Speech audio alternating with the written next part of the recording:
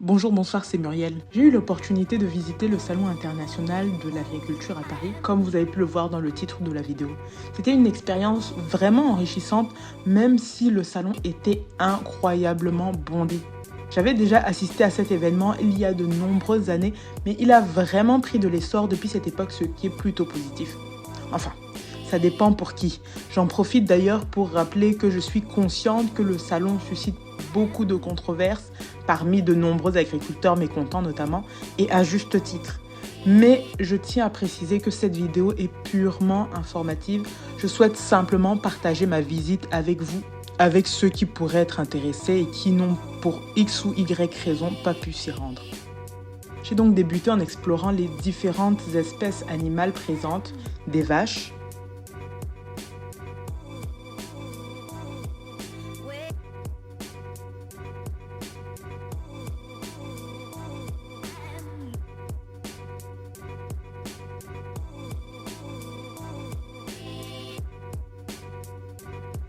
aux moutons,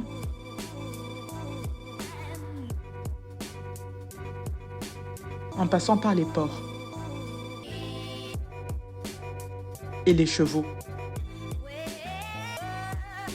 Il y avait une variété impressionnante de lapins, mais je ne pouvais pas tous les voir. J'avoue que ce n'est pas ce qui m'intéressait non plus le plus. Par contre, la présence des chiens et des chats m'a un peu troublée, étant donné que ce sont des animaux domestiques, surtout en Occident. Les voir enfermés dans ce bruyant salon me faisait un peu de peine pour eux. Comme je vous disais, cet événement étant international, j'ai également eu la chance d'observer des animaux d'élevage qui venaient de loin. Bon, à mon avis, ceux-là venaient du Maghreb très probablement. Ce sont des chameaux et des dromadaires. Est-ce que vous saviez d'ailleurs que ces deux espèces peuvent s'accoupler et donner un animal viable? À votre avis, ça donne un animal à une ou deux bosses? Répondez en commentaire.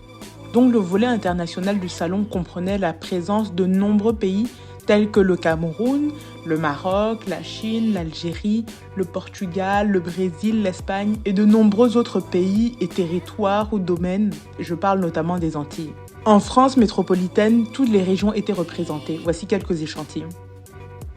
Et pour ceux qui cherchaient l'amour, sachez que même Karine Le Marchand était présente avec son émission. Il y avait tellement de monde. Finalement, le pavillon le plus animé était celui des Antilles où le rhum en particulier coulait à flot. Le salon se terminait à 19 h. Je pense que pour certains, ça devait vraiment être la fin de soirée, pour d'autres, l'apéro. Mais cela est une autre histoire.